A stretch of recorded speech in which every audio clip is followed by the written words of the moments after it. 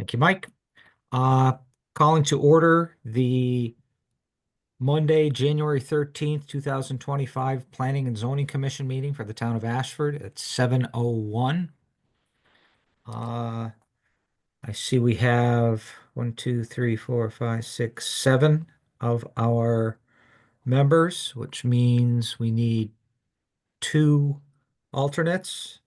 I'm going to put it, I don't see him out there. Alex, is Alex here? He's not here. Okay, thank you. All right, so we will seat Steve for Jeff Schillinger and we'll seat Doug for Dick Williams. Giving us a Okay, full thanks, Jeff. complement of 9 voting members. Item number 2 on the agenda, approval of minutes from the December 9th, 2024 meeting. I almost said 25 meeting. That really would have screwed things up. Is there a motion to approve the minutes? Well, we will have discussion if needed. So moved. Is there a second? That was Jerry approving. A second? I'll Janet. second. Oh, Nope, Tom beat you, Janet, that one. Tom Sorry, Hastings, Janet. second. Any discussion, any changes, any corrections from the minutes?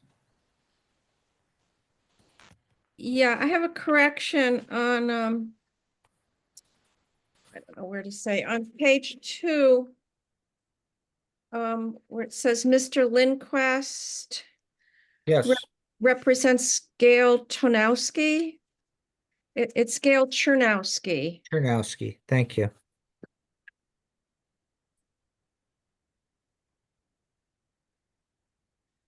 Is it mentioned, name mentioned again?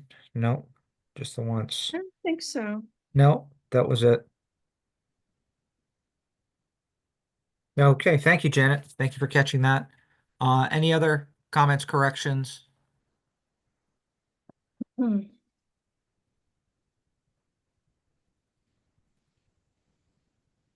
Hearing and seeing no hands raised. Can I get a motion to accept the minutes with the corrections as indicated by Commissioner Bellamy?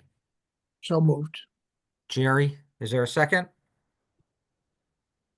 I'll second again. Thank you, Tom. All those in favor of accepting the corrected minutes from the December 9th meeting, please indicate by saying aye. Aye. Aye. All those opposed? Abstentions? I think we had a full complement. Okay, very good. So moved. Thank you very much. Okay. Moving to item number 3, public comments. And again, the statement limited to topics or items not otherwise listed on the agenda.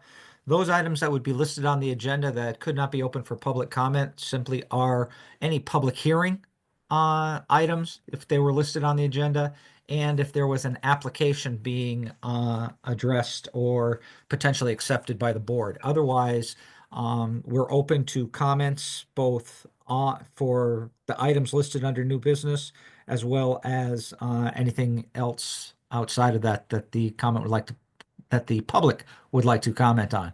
And I see Christina Sebo has her hand up. Christine, please go right ahead. Thank you. Christina Sebo, 91 Ferry Hill Road.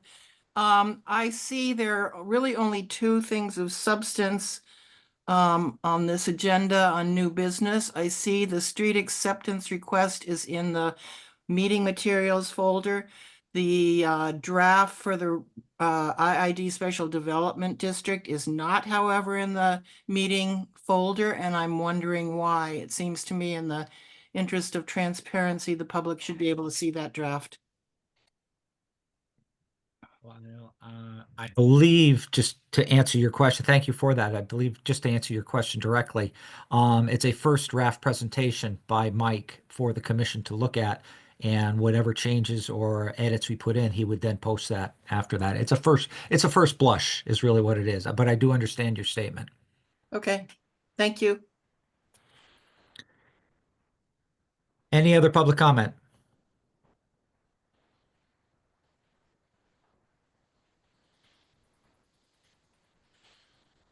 Okay, seeing no electronic hands or otherwise, we will move out of the public comment section into bills. We did receive a bill from the Chronicle for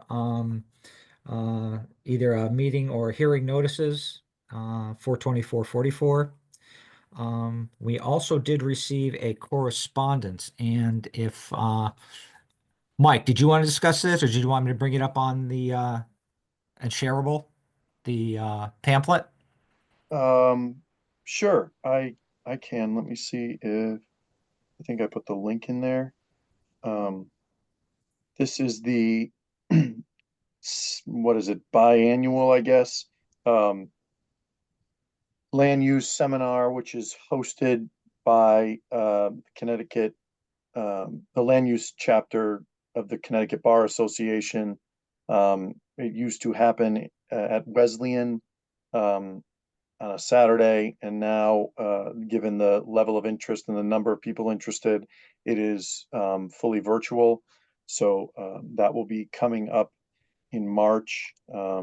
It's typically an all-day thing. I think they have the timing in there, and it covers basically start to finish, kind of everything that you might expect from a land use standpoint.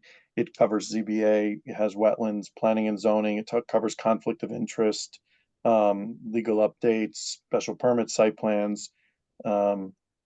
So bang for your buck, it's probably the best training that's available in the state. And it comes with a very large and substantial book that goes through everything and has all the presentations attached. So that registration is open as of a week or so ago.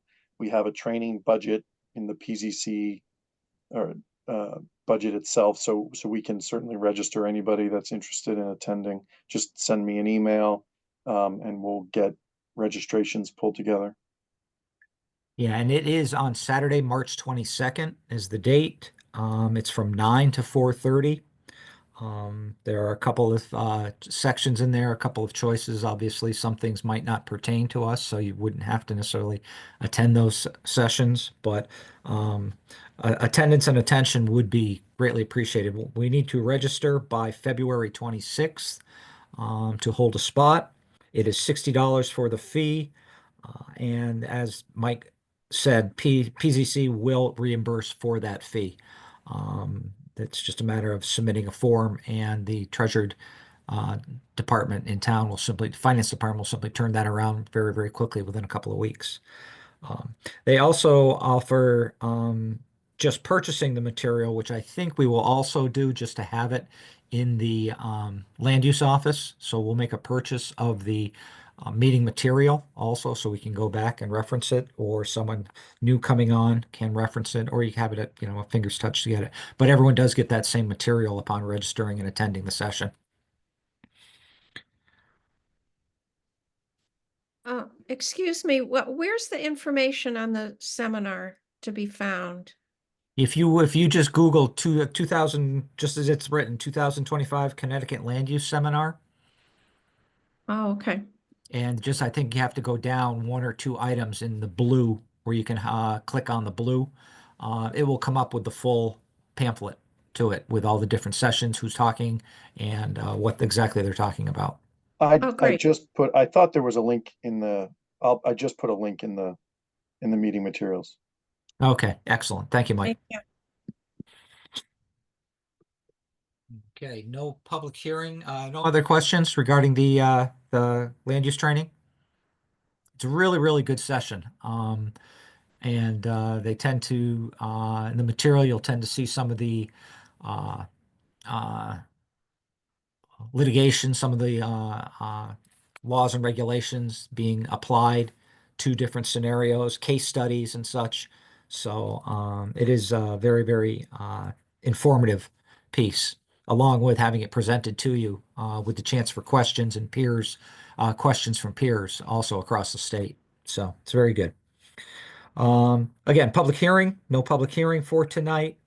Um, there's no true unfinished business. I would ask for a motion to discuss a update on the POCD subcommittee progress to date. Could I get a motion to have that added to the agenda? So I'll move moved. that, Janet. Janet moves. Is there a second? Second. Second by Jerry. All those in favor? Aye. Signify by saying aye. Let me finish the statement. All those opposed? Thank you.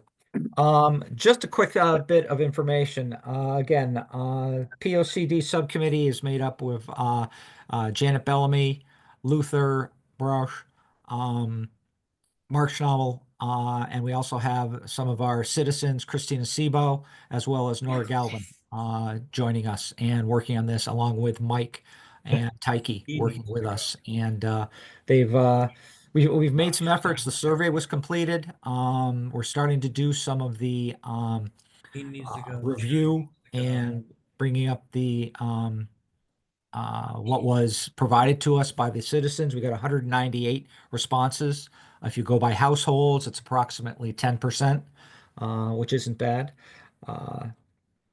And we've also received, again, the information from sections of the various departments. We've asked them to update them, and we use agriculture as a test case for us, and also forming the template for the rest of the responses, how we're going to format the different sections. And I want to thank Luther and his work on that. He and his Ag Commission working on that and sending it into us and then following through. And the subcommittee was able to work through it, wordsmith, and again, come up with that template that now we will be able to apply to each department afterwards. So it'll have a format and consistency in the POCD itself. And others are in process. We're working with some of the other commissions and such to work on them. Some of our members are members of those commissions, so they're working internally with the commission to get that information put together. And now they'll have a template actually to be able to apply to that. And we've had some suggestions from Mike also. One of the pieces that he brought up, which is very interesting, is a top 10 priorities, where if we identify top 10 priorities across all commissions and all agendas for the town, when it comes to planning and zoning and the plan of conservation and development, we potentially have the ability to, when it's a 10-year plan, we have the potential to work on one item per year and try to bring that to fruition within a year and focus for that year on that priority. So that's something that we're kind of excited about working through as we continue on this. Again, the POCD is due by July 1st. However, we need to get it through some various hoops to be approved locally and then approved through OPM itself. So, May, June is going to come up very, very quickly, and we would like to get it in a timely fashion as opposed to being late, as a number of towns are, but we'd like to be on time with it. So I'm very proud of the work the POCD subcommittee is doing right now. They're very dedicated. We're meeting almost weekly. We did take a couple of weeks off over the holidays. Shame on us. But again, they are very, very dedicated to putting together a solid document that we can use and we can, again, actively use over the next 10 years, not just a one and done and then come back again 10 years later. Any other members wish to comment on anything from Janet, Mark, Luther?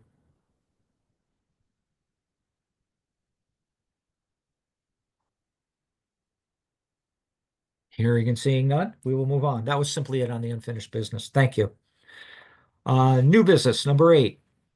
I believe we touched upon this last time. However, just to be official, and it has been submitted to the town clerk's office, Jeff Schillinger has resigned from the board. I will read his letter.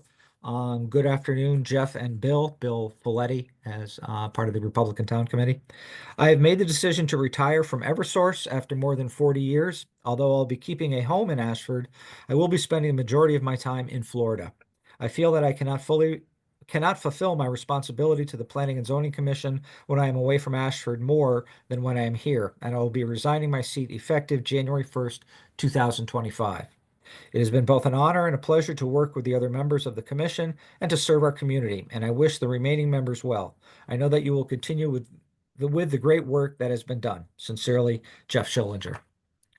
So, to that end, Jeff's term was to expire in November of this year, 2025. So, per our bylaws and ordinances, we have the ability to select and select a new member from our list of alternates. And I will mention the other thing that I am very proud of for the record. I wish to commend all of the alternates because when approached about the vacancy, all of them were willing to step up and fill in for that period of time. So kudos to them. Thank you very much. No one shied away.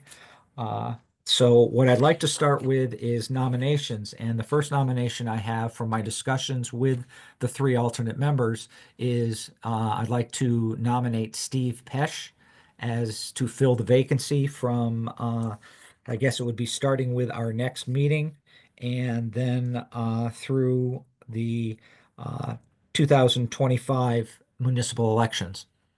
Is there a second? I'll second. Second Janet. that nomination. Janet, thank you. Is there another nomination?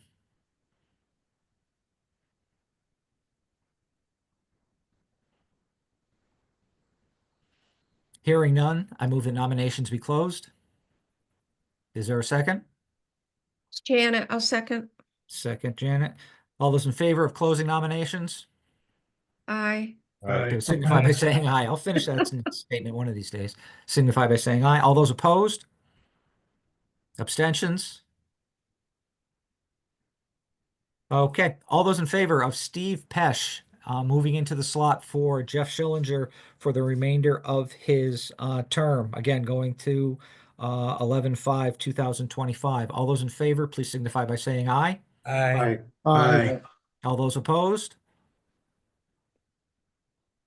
Abstentions? So moved. Steve, congratulations. Thank you, folks. And again, thank you. I thank Doug and I thank Alex all for stepping up, willing to take that position, having greatness forced upon them. That's a great thing. I'm very, very proud of that. Okay, so again, Steve, I believe from since you're already seated for this meeting, we'll just go with that, and your official term will start with the February meeting. Okay. Okay, very good. Thank you. Next item on the agenda. And again, for discussion with the commissioners.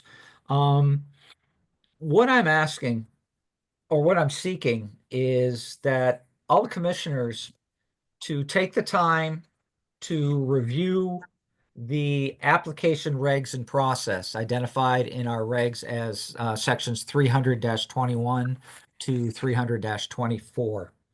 And I ask that because with the application process we went through most recently with our November meeting, we actually saw two extremes. We saw the application from the cannabis dispensary group who had a 33-page application. In that application, they not only said what they wanted to do and how, but they also indicated in it the sections of our regs that they felt did not apply. And they explained why they felt they did not apply.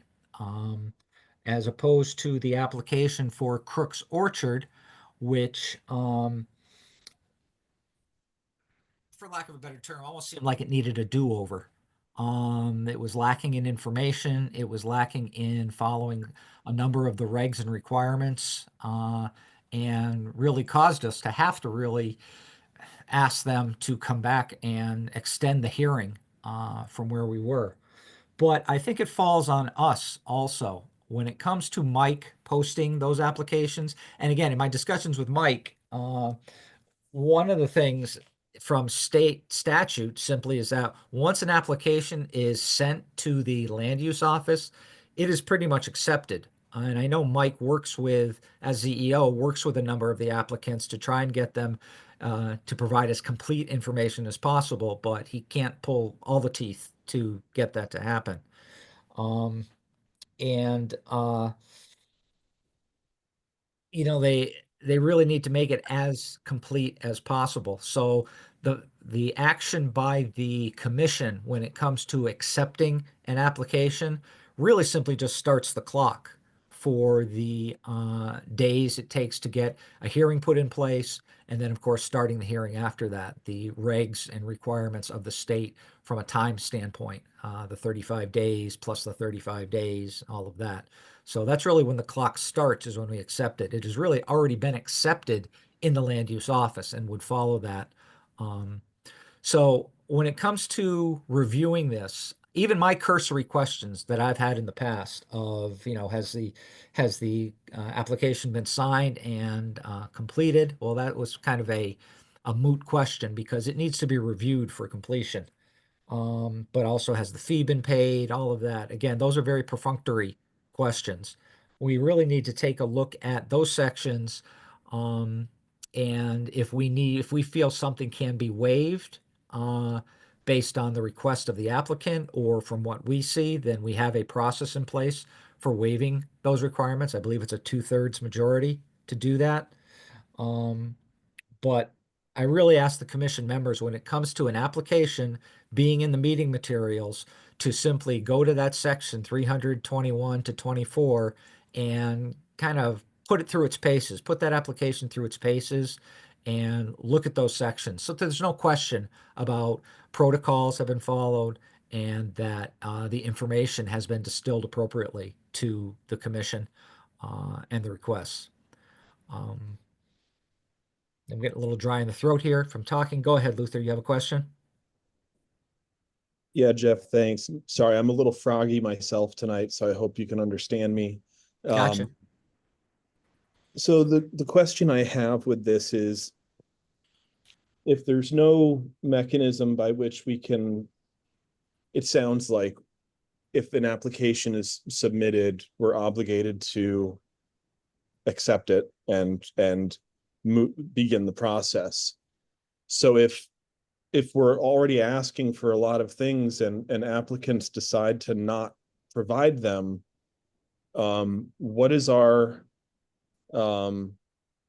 how you know, what are we expecting we're going to be able to move the needle on, I guess, is the question. That if, you know, it's equally frustrating to me when folks don't take advantage of some of the, I think, really good tools that we have in the application process. Like the pre-application meeting is a no-brainer to me that I wish more people would take advantage of, so that they can. We've only done a couple of those over the years, but then it allows them to get the feedback that they need to put together a good application. It almost seems like the process of acceptance needs to be more rigorous, more so than the application process. That if we're getting an application that is missing substantive parts of what we outline as required for an application, and that application also doesn't have language formally requesting that those requirements be waived, then how are we moving forward with the applications? You're saying from the time coming into the land use office prior to getting to the commission meeting. Yeah, I mean, it's hard for the, so if I walked in tomorrow and filed an application with Mike for a proposed use, and I decided that I wasn't going to pay for an A2 and I wasn't going to do all the requisite things, it seems like it would be reasonable to be compelled to also then submit the paperwork asking for a waiver on all of those things before the application could be considered legitimate. Well, there's a difference between not doing it when it's required and then not asking for a waiver because you don't think it's required. right? Well, what's the difference really? Like if I just don't do it and don't ask for the application, then how, or the waiver, then how are we really supposed to even accept that application? And that seems like what we've gotten a couple of times over the years is just incomplete applications. And then we do our very best to process that, but it seems like we're setting ourselves up at a disadvantage and maybe doing a disservice to the applicants to even, I mean, are we genuinely compelled to accept incomplete applications, I guess is the first question. I'll put him on the spot, but I'm going to defer to Mike because from what I understand through case law that yes, that just simply submitting the application to the land use office is its acceptance. Now, of course, Mike tries to work with them and tries to have it become a legitimate application with the proper information. But Mike, you came on board for a second? So you are not obligated to accept an application that you deem to be incomplete. The problem is that the date of receipt is based upon the date an application is submitted. And so there's this weird gray area where a lot of times discussing what you think the application might need or why it doesn't have something or why the applicant feels something isn't necessary, all of that dialogue would have to occur before a public hearing is opened, right? So if the application comes into my office last week, it gets put on the agenda for receipt tonight, and you guys receive it, you really for a public hearing item, there really should be no discussion about an application prior to the public hearing. And so there's a sort of a catch that we could fall into where we're discussing the substance of an application before the hearing has been conducted. The guidance that has been given to this point is that if a commission feels an application is incomplete, that you should move forward with scheduling the hearing, open the hearing, tell the applicant what you feel is missing, let them tell you why they do or don't need it, and give them the opportunity to provide it. And if they don't or won't, then close the hearing and deny the application based upon the application being incomplete. At least the discussion makes it into the hearing. And so, the only other thing that I can think of, and different regulations have hints of this, but don't explicitly define it. And the reason for this is because it changes with every application, would be for you to literally define what are the minimum requirements for an application to be deemed complete. But not that we deal with it a lot here, but site plan applications are automatically approved if not acted on within 65 days. So if you had in that situation, if you decide, well, it's incomplete and they feel it isn't, and there's a discrepancy there, if there's no action on the 65th day, it's automatically approved. And so I think, I'm rambling at this point, but I think that's why the easiest thing is for the commission to decide, hey, we need these things, tell it directly to the applicant, and then it's part of the record. And they're hearing directly from you, and that the public can hear, everybody is on the same page. So bringing it into the hearing status, even as incomplete, and telling the applicant what we feel is incomplete, and it goes to what Luther was saying, the two scenarios. They've either said, we don't feel we need it, or we're not going to do it, simply leads to either continuation of the hearing so that they can gain the information, or if they say they're not going to do it, we potentially have the ability to act on it after closing the hearing at that point, and then acting on it and feeling that it's going to be the potential for it to be rejected. Yeah, and why, some applicants don't provide that information because they are doing it on their own and this is the first time and they don't really know. Some applicants don't want to spend the money if it's not necessary, right? An architectural plan or a site plan that could add, tens of thousands of dollars to the process.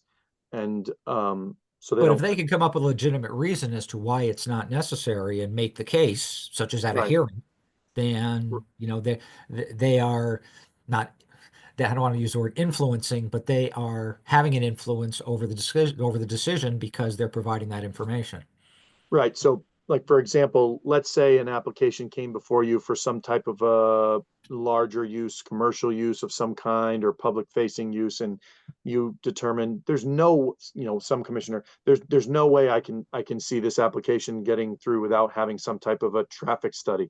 We're going to need to know traffic analysis, what's the viability of the existing road, what are the sight lines, what are this, what are that.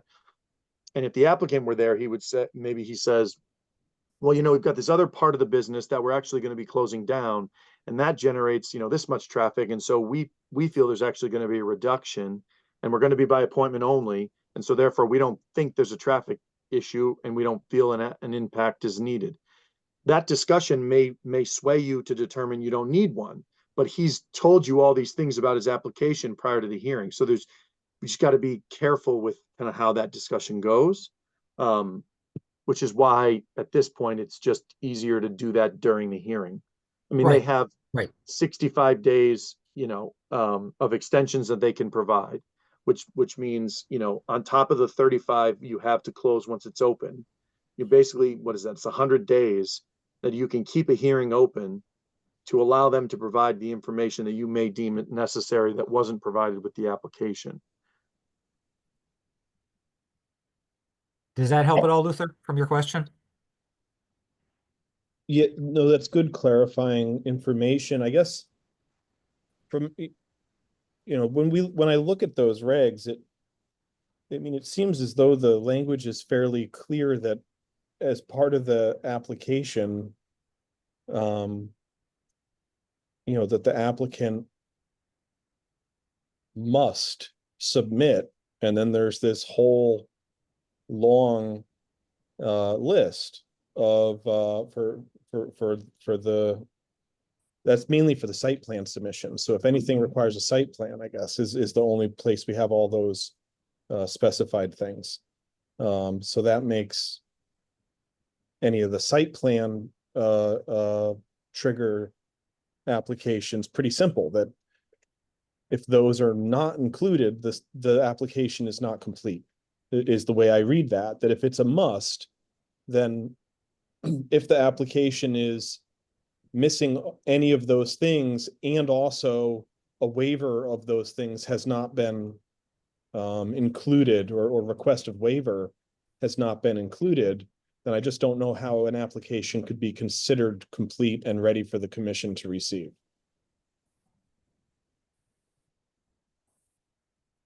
Something that we could do, some places have, is we could try to convert those requirements into a supplemental page on the application to allow applicants to basically indicate that a requirement, whatever site plan is, required or submitted, or not submitted. And, they can literally just go through line by line and say submitted, submitted, submitted, not submitted. And then there's maybe a space for them to actually put in their note as to why they feel it's not required, submitted, waiver requested, or something. We can try to convert that, make it part of the application form. That might be an easier way to sort of force people to submit. And then if you get the application for receipt and they haven't filled out that form, when you get the application, you should know pretty quickly that it's an incomplete application.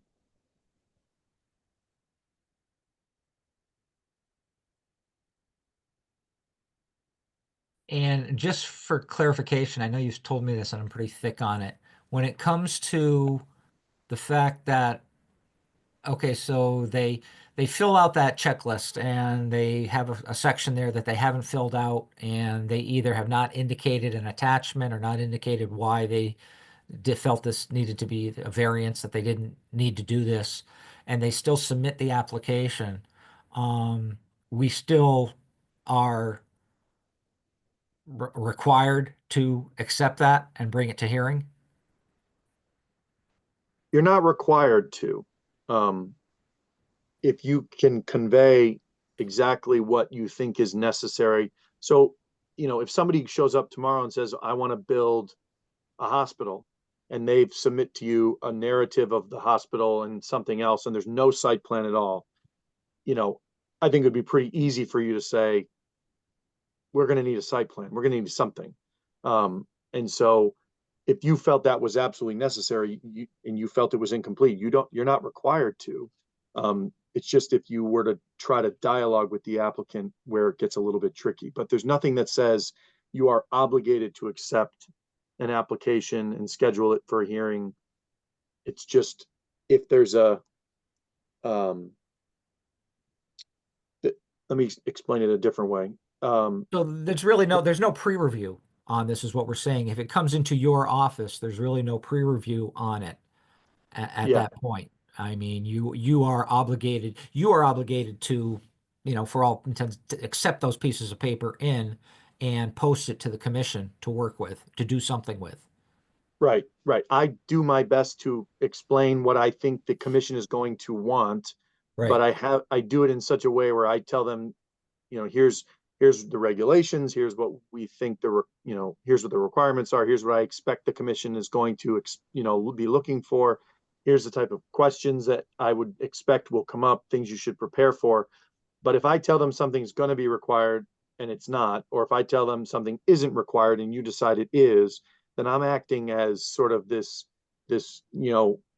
like a Supreme Court judge or, appellate court judge before it gets to you guys. And so the case that ultimately is informing this process is a case out of Hartford. And it basically, that was what the issue was. Staff felt that something should be part of an application. The applicant felt strongly that it wasn't required, and they did not put it on the agenda because they felt the application wasn't complete without that component. And the judge basically said, you don't get to do that. You can't be judge, jury, and executioner without pushing it forward to the commission. That dialogue and that process doesn't get to unfold in front of the commission as it's supposed to. So we are now at this point a conduit of whatever comes in. And I remember taking over for a town not far from Ashford, and when I got there was a check and a like a note piece of paper for a variance application. It was just the check, and it was a notepad. I want a variance for blah blah blah.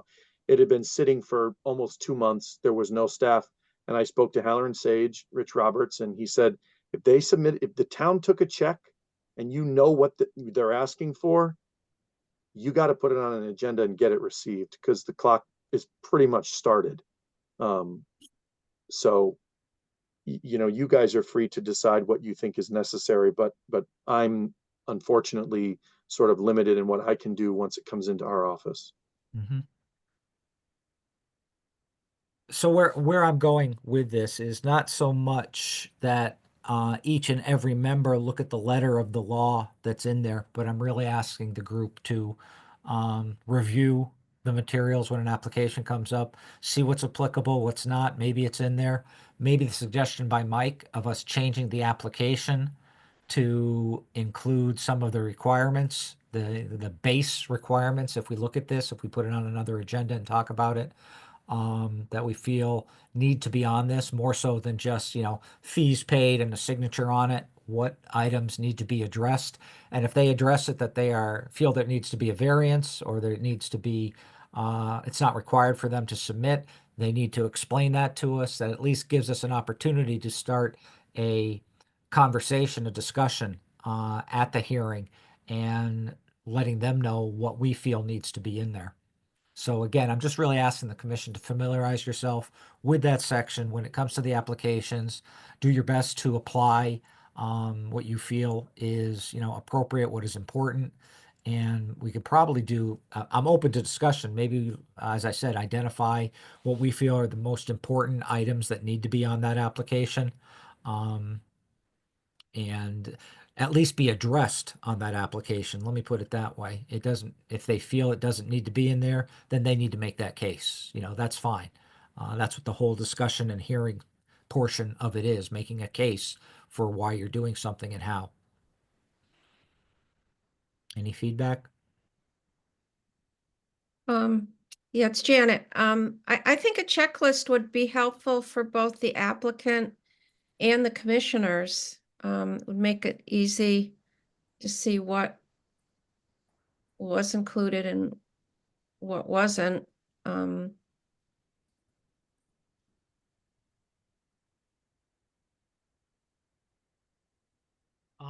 Also, Mike, you had mentioned about the pre-meeting.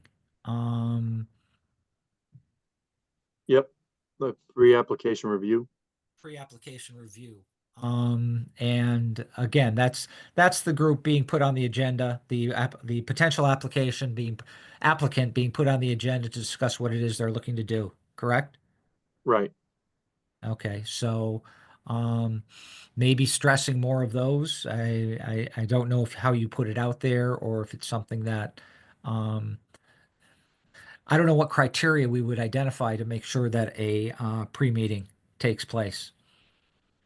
I explain to a lot of people that it's an option. There's, number one, I tell them they have to know what they're going to be requesting of the commission. I want to do the following things, and they have to have enough of a proposal that you will be able to give them feedback. But it's, in my experience, across all over the place, from towns smaller than Ashford and towns, 10 times the size. If the applicant feels there's any type of controversy associated with their application, they typically aren't interested, because what that does is it gives someone at least a 1 month heads up that this application is coming forward, right? And so if they feel that a neighbor or anybody is going to be in opposition, a lot of times if there's any professional person representing or helping them through the process, they shy away from this, because they basically come into the commission, they say, here's all the things we want to do. Commission says whatever they're going to say, maybe it's okay, but now they've basically explained their whole application, and sometimes they're uneasy about that if they expect somebody is going to be in opposition to it.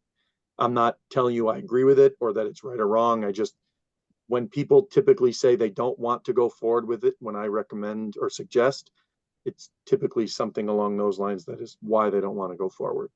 Okay, and it is obviously an option, and you are putting it out there. So, Yeah. the checklist would be, do you find the checklist would be helpful? And the checklist will put them in a position of having to take a position on the requirements. So when they download the application, they're going to say, okay, here's all the things I need, and I need to either pull it together or have a good enough explanation as to why it's not necessary.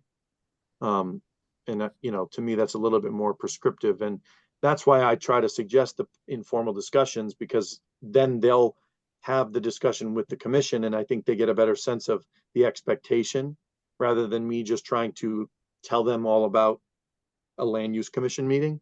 But I think we can I think we can potentially lay something out, and I don't know, I'll give it a shot and see what we have. It's not going to hurt anything, and if it's not helpful or useful, then we can abandon it. Okay. What I'd ask the commission members to do is to go back to that section, look at it from a various potential application potentials, everything from something with a large A1 site plan to something, just compare the two. You could use as an example the cannabis dispensary versus the Cook's Orchard and what was being asked for, and what types of items at a base, the top 6 items you felt should be on an application before it goes through with us. So if you could take a look at that, we could discuss that at the next meeting, what people bring back to the table.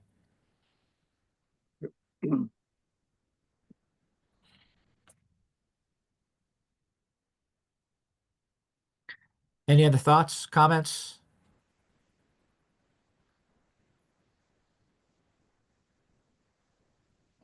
Hearing none, thank you very much for that discussion. Thank you, Mike.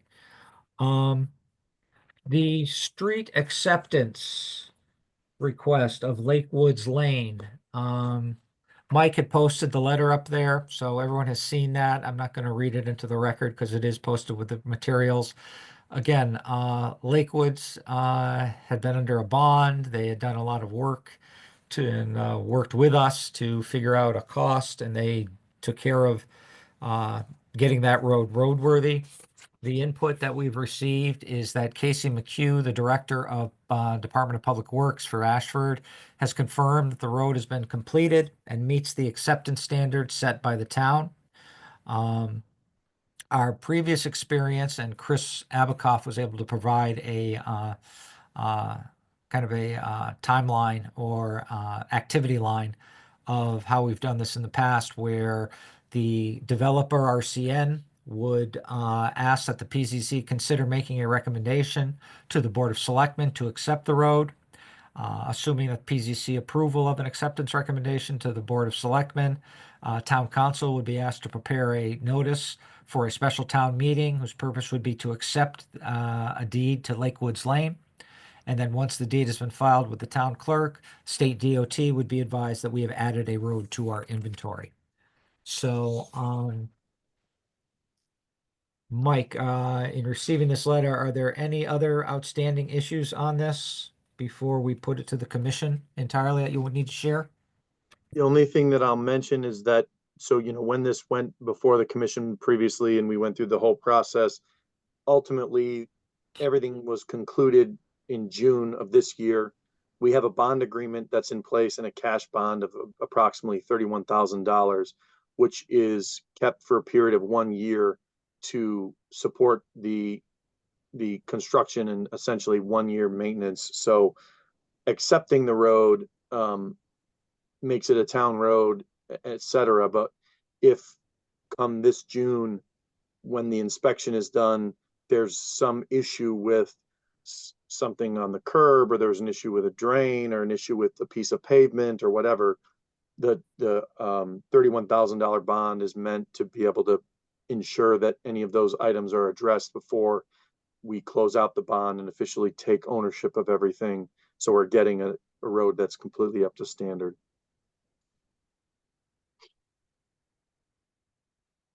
Okay. Have you had an opportunity to talk with Casey?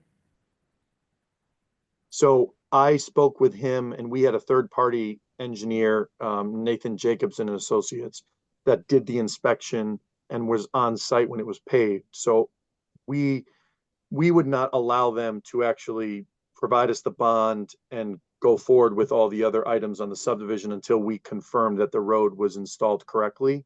So that inspection and all of that was done in June when we took the bond. So I don't know if there's been any recent, but everything was completed to standard, and the town approved the scope of work when the road was paved this summer. Okay. All right.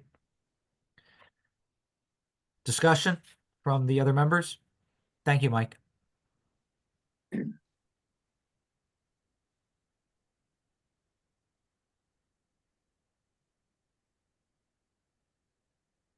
No discussion, no questions. Is there a motion to generate a recommendation for the acceptance of the Lake Woods Lane to go to the selectman's office? So moved. Jerry motioned. Is there a second? Janet, I'll second. Janet seconds. All those in favor of recommending the acceptance of Lake Woods Lane as a public street within Ashford, and that recommendation going to the Board of Selectmen, please signify by saying aye. Aye. Aye. All those opposed? Abstentions? So moved. Mike, do you want to generate that letter, or do you want me to? I can generate a letter if it needs to be separate, or we can give them just a copy of the minutes. I'll verify. Yeah, just check with Chris as to what she'd like. Okay.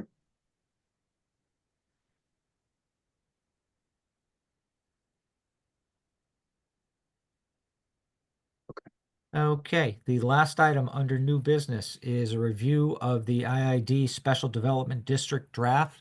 And Mike, you're on again. Okay, so I'm gonna turn my face off and I'm gonna share my screen.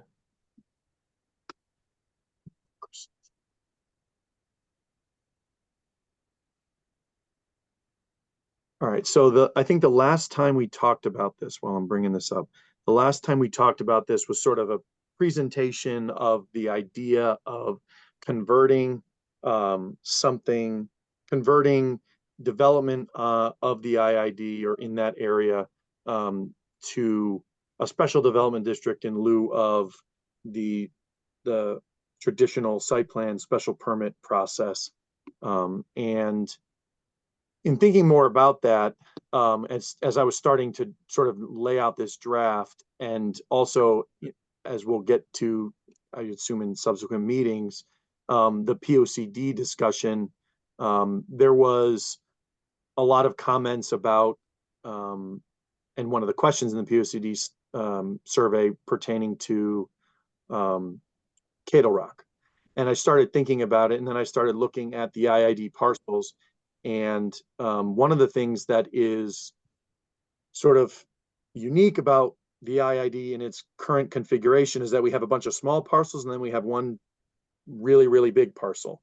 And the development of those parcels is not similar in a lot of ways, right? We're not going to have the types of developments and the types of concerns of surrounding those developments that we would on a 4-acre parcel as we would on a 100-acre parcel. And so as I started to think about how to lay this out, two things came to mind. Number one, how do you develop a regulation that is for a finite number of parcels? We're not talking about a lot of pieces of property, but when you have one piece of property that is 10 times larger than most of the others. The other thing that I started considering was how to do this in a way that wouldn't create a non-conformity for any of the other properties in that zone. Not that they all necessarily came in, or any of them came in under the IID for development, but again, when you have so many parcels that are so different from the parcel that we all think of when we say IID, it became a little bit complicated to try to develop something that puts the commission in a position of thinking into the future about what that development could be, and not create a situation where it would constrain those developments. So why will this not me? There we go. So I roughed out, here we go, share.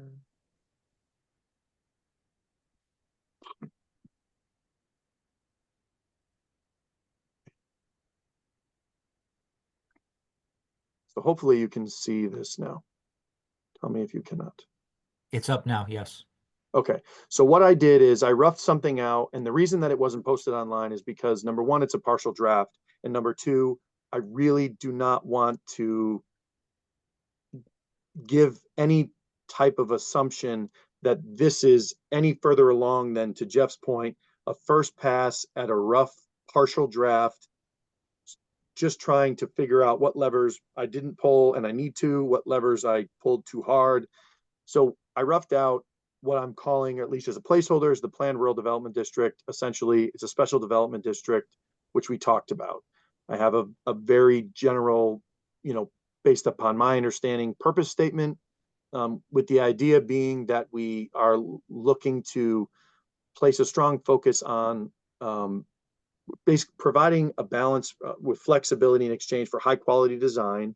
Again, I feel strongly that this needs to focus on buildings that look good, a diversity of buildings and uses, and that developments within this district should demonstrate a strong focus on site layout, which makes the best use of the physical characteristics of the property in a manner that is both supportive of economic development, but also in alignment with the site's environmental characteristics.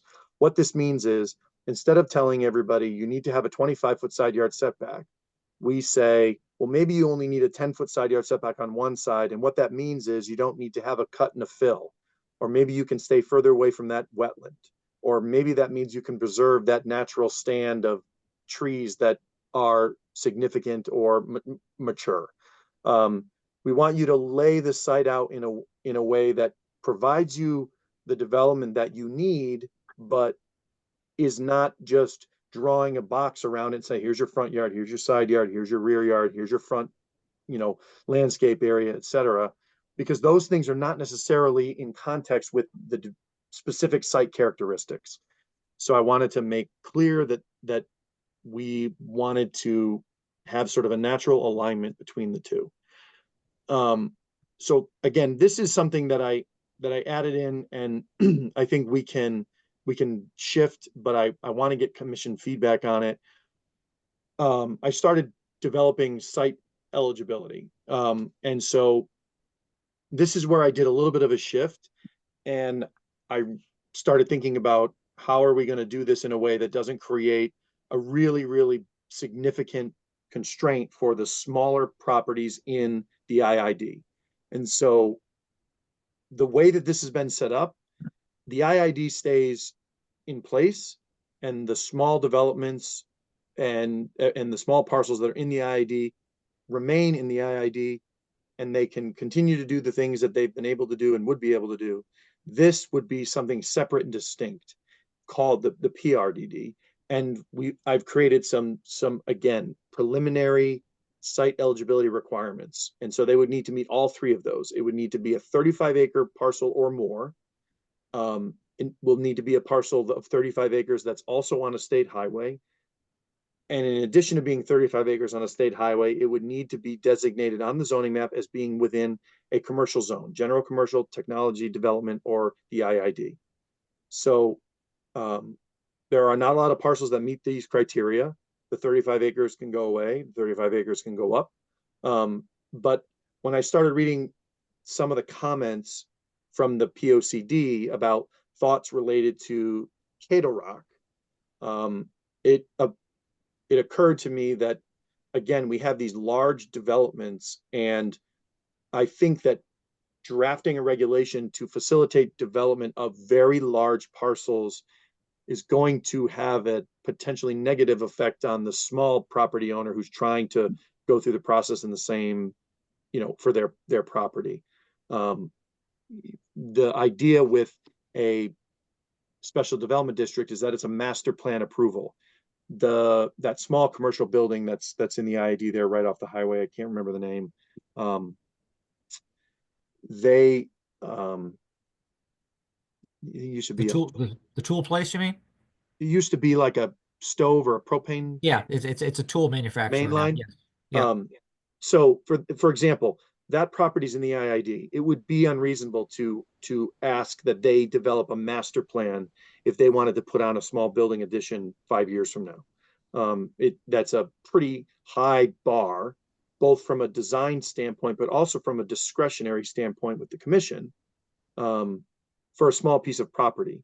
And again, with the small property, there's not a lot that they're going to be able to do, and not a lot of impact it's going to have anywhere. So this could be completely off base, but this is the sort of the direction I started in. So again, I looked through some of these zones. I think there's at best a handful of properties that meet this criteria. And not like 8. I think it's probably like 4.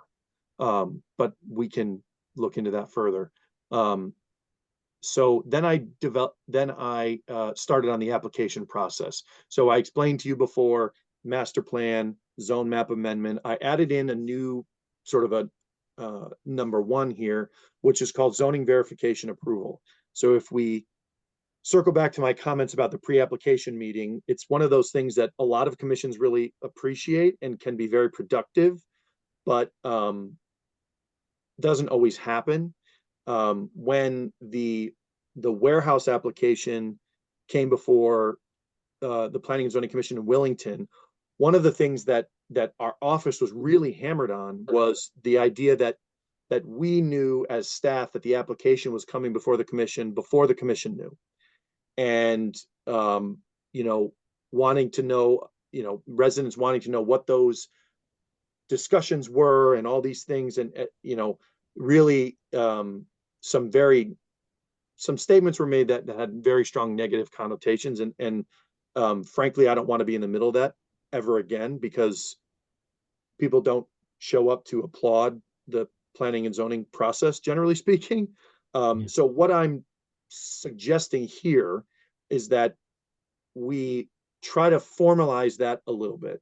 A lot of regs will have a pre-application review or a conceptual review or some type of pre-application submission to the commission.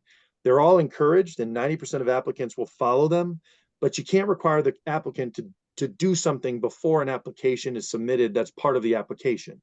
It just doesn't, it doesn't make sense.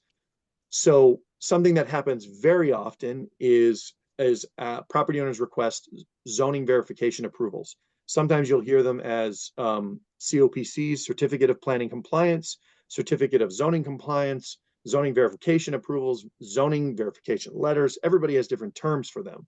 So I'm kind of morphing that a little bit and saying the first step in the process is that you have to obtain a zoning verification approval. The difference here is, instead of it being issued by staff, it's going to be issued by the commission. So they come before the commission and they say, hey, we are submitting to you this one pager that has these criteria.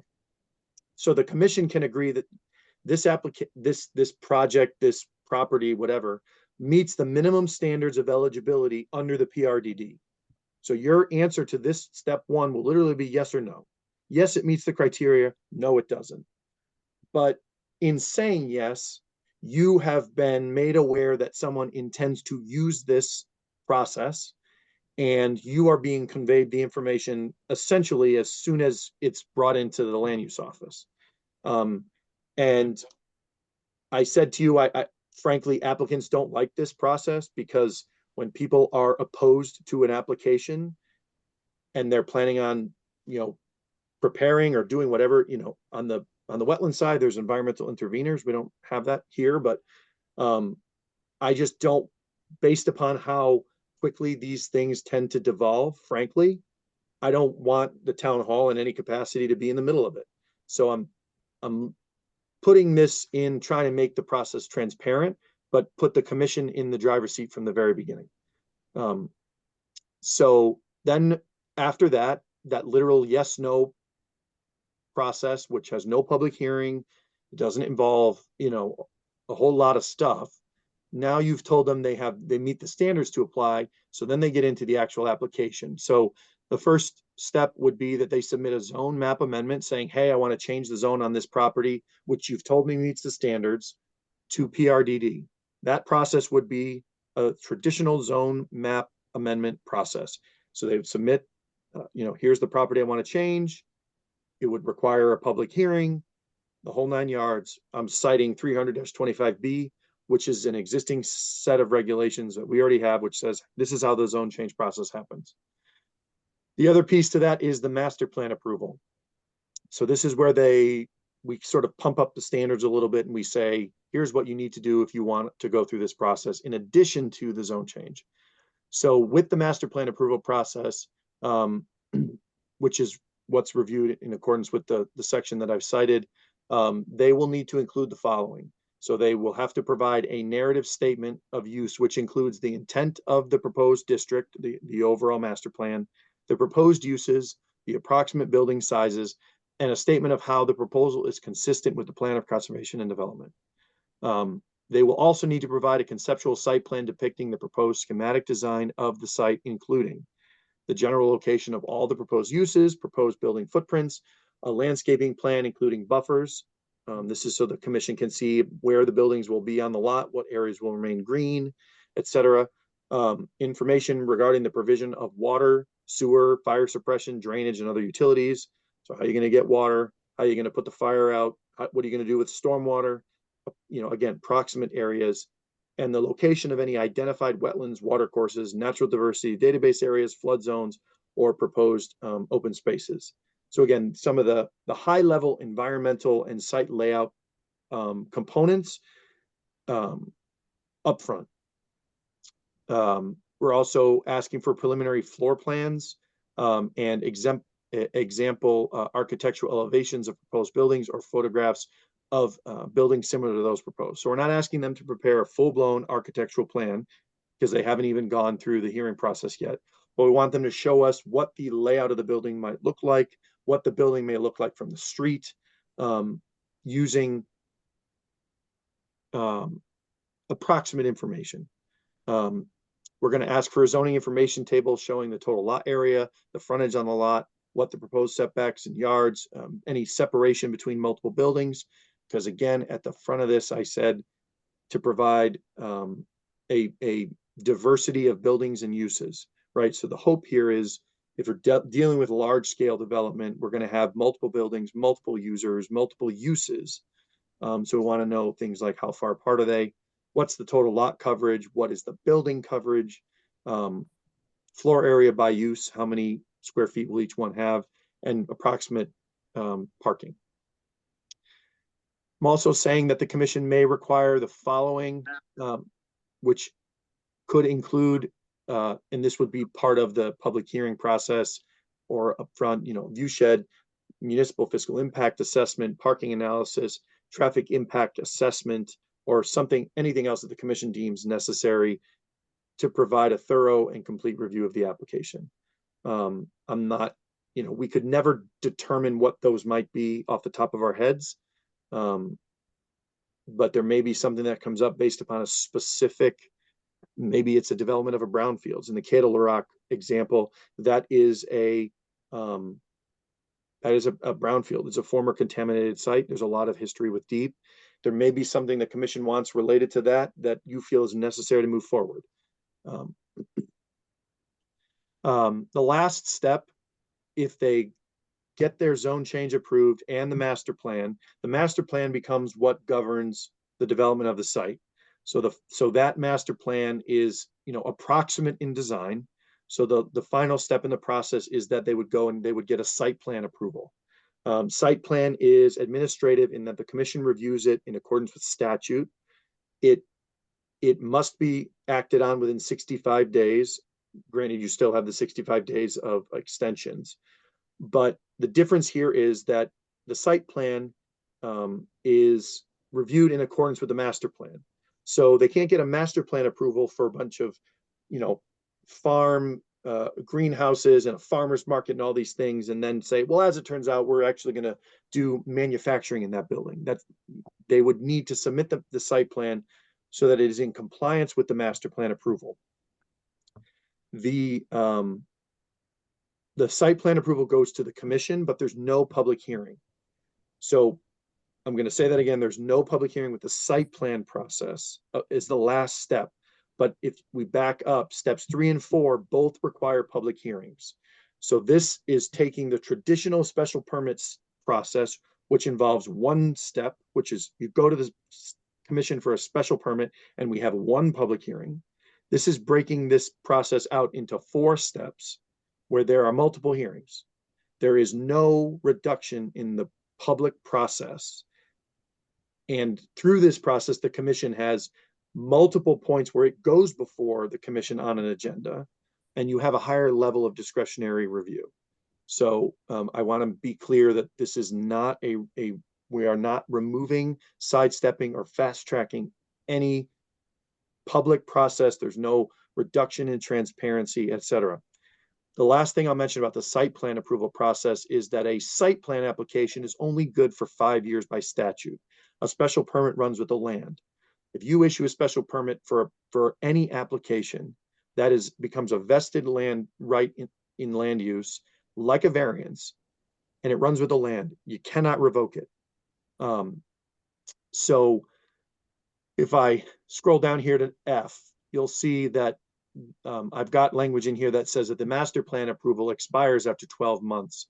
So what that means is they get the zone change, they get the master plan approval, they've got to come back to you within a year with their fully engineered site plan to construct a project that you approved. If they don't, the zone change remains in effect, but the master plan expires, which means they don't have that continued vested right to construct that project forever.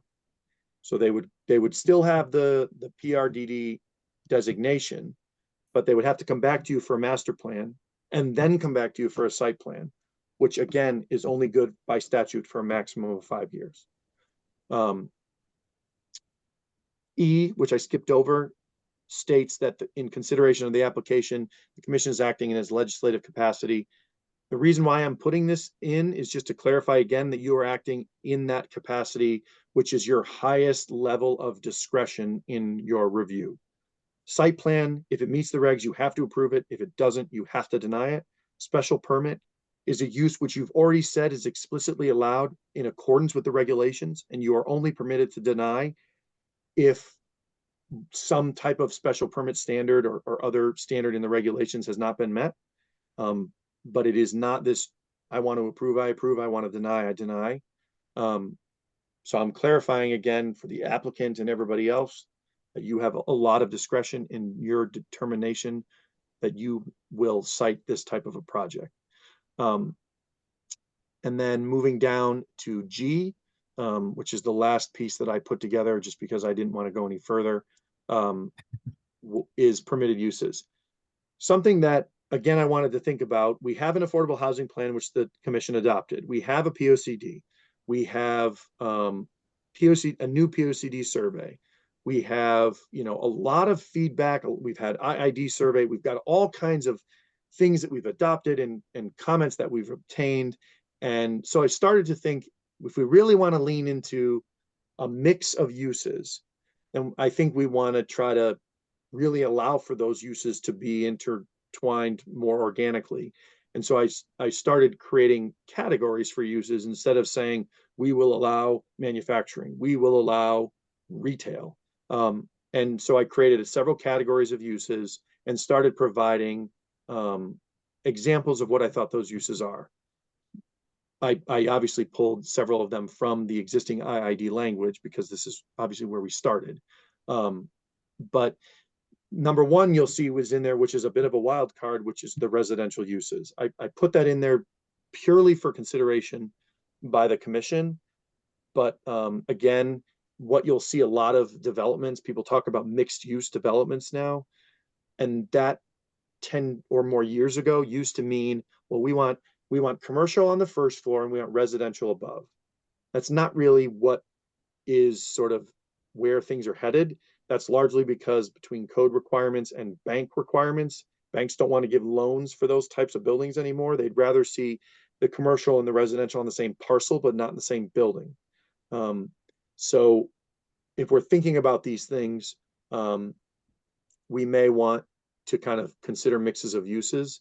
And frankly, a lot of these uses may end up extending utilities or improving utilities. And that is the biggest hang up when it comes to residential development that we typically see anyways. So I threw it in there for consideration. It can be removed, but that is essentially where I left it. And yeah, like I said, this is for discussion purposes only. It is extremely rough draft, partial draft at that. With that, I'll take a breath. Well-deserved one. Thank you, Mike. Obviously, off the top of my head, I need to digest this. I mean, you did quite lots more roughing than I thought I was going to see. So that was great. I appreciate that. Any comments from the commission at this point? I Yes, have Janet? I have a question on I forget what you called it, but the number one, when they first come to us, we Yep. say they come to us and we approve. I forget what it's called. We approve. I called it the zoning verification approval. Oh, okay. So does that put us in any kind of a legal obligation for the future? I mean, if they come to us without the details, or I don't know, can we in the future turn them down without a problem? So yeah, all this is doing is saying you meet the site eligibility standards listed above. So we have a bunch of listed uses and we have a bunch of places we tell you this thing can go. So the first step is simply saying the uses you've indicated you're interested in pursuing are on our listed use table for this zone, and the property you have indicated to us meets the standards. So you're simply allowing them to pass go and actually go through the process. If someone submitted this and they were, in the middle of, I don't know, they were, some back street somewhere on some, they have a 35-acre farm parcel on Bevington or whatever, 30-acre parcel, your answer would be no, it doesn't meet the criteria. So you're not expressing any future endorsement of anything, just letting them know they're eligible to apply. They have met the bare minimum in criteria is really what we're telling them, that yes, we agree that you are meeting the bare criteria. Now what do you got to show us, type of thing. Right. People ask our office for letters of compliance all the time. They may be buying a property, they may be refinancing, and I have a form, and at the bottom it says, basically I have one side of the form that talks about the lot, one side of the form that talks about the use, and I say whether it's conforming or it's non-conforming. It's literally 2 check boxes. And so that would be literally all you would do. And I could flesh that out a little bit more with the language. My main focus at this point is, what is the commission's thoughts on having that first step there in going before you and, asking this sort of, hey, are we eligible? Mhm.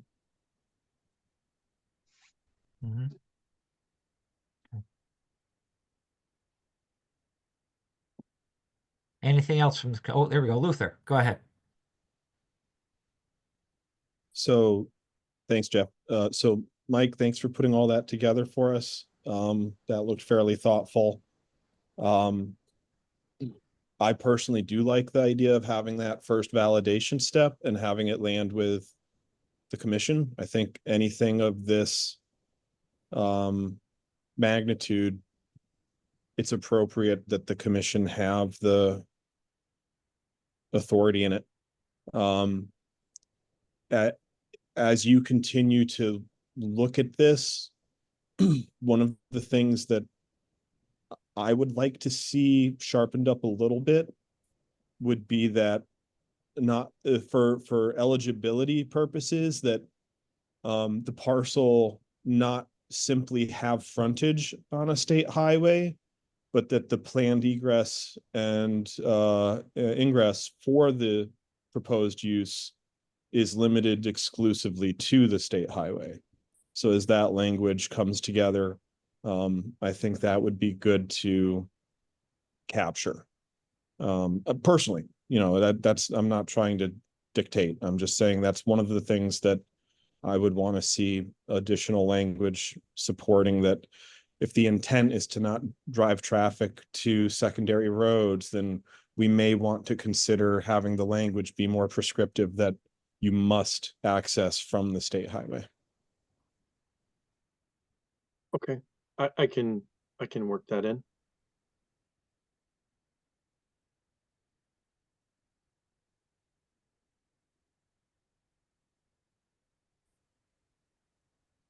Any other comments, questions, input to Mike?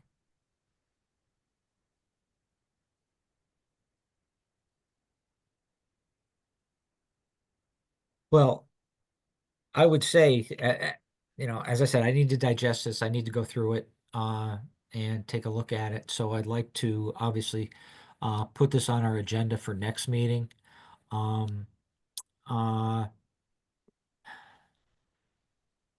If someone thinks of anything after reviewing this, if you want to submit it in writing to Mike so that we've captured it and might be able to hit the ground running with it for next meeting, and he can inform us of what changed or what was added, that would be great, as opposed to waiting a month or more for that. And yeah, again, as long as when we go through this and we the input that we give is in the light of day, again, if we've captured it in writing and Mike is able to address it, footnote it, whatever, I think we've met that requirement. Mike, how would you best be able to provide us this? Are you going to be able to post this draft for us to look at? Do you want to just send as an email right now or for review? How best to handle this? I mean, I have no problem with posting it. I mean, it's not like it's not a public document. I guess technically not, it's a draft, but I mean, I just shared it on the screen. The issue that I have is if any of this is very, very far off base from what the commission will ultimately end up adopting, I don't want to make people overly happy or overly upset one way or another because this language is online. My hope was to get a sense of a sort of a complete draft that the commission feels, okay, this makes some sense, so that when we start sharing it publicly and getting that feedback, it's based upon a draft that the commission actually sees as prudent and worth considering. The other thing that may be worth doing is I can try to, well, not try, I mean, I already started, but I can pull together a list of the sites that would be eligible, because, you know, I don't want people to think, oh, there's hundreds of sites that might meet this criteria. You know, I could have for February the list of sites that would meet this criteria, and then the commission could see, you know, what the universe of potential projects could be. Okay. Well, that would be helpful, obviously. So I'll do what you want. If you want to just have it posted online, I can post it. If we want to wait till we have some type of a actual working draft, I can just email the partial to the commission. Well, I need a copy in order to do something with it, and I just don't Right. know Yep. how best to handle that. You tell me. I can email to the commission the draft that as it stands right now, or I can post it, or you, whatever you prefer. Again, so just for version control and being able to identify the edits and the changes and things like this, obviously you could, I'd like to see you post that as maybe a PDF, you know, something that people can't change, obviously, or do anything with. But if you were to email it to the commission members so they could make edits and things like this for suggested language or questions or something like that, how does that sound? I can do that. Okay. All right. That would be great. Any other comments or input from the commission? Mike, you did, I ask a question and then I launch into talking. Any questions, any comments, any input?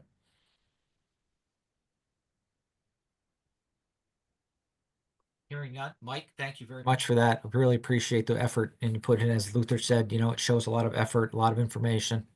And I asked the commission, you know, you've got some homework to do. We had the other assignment to look at the regs and such for application process, but also please take a look at this from Mike once he sends it out so that we can hit the ground running next month and potentially get a lot farther on this document with the commission's input. Mike's only as good as what we instruct him to do, and that's what he's there for. We appreciate it. That being said, and not seeing any questions or input. Zoning officer report. Mike, do you have anything?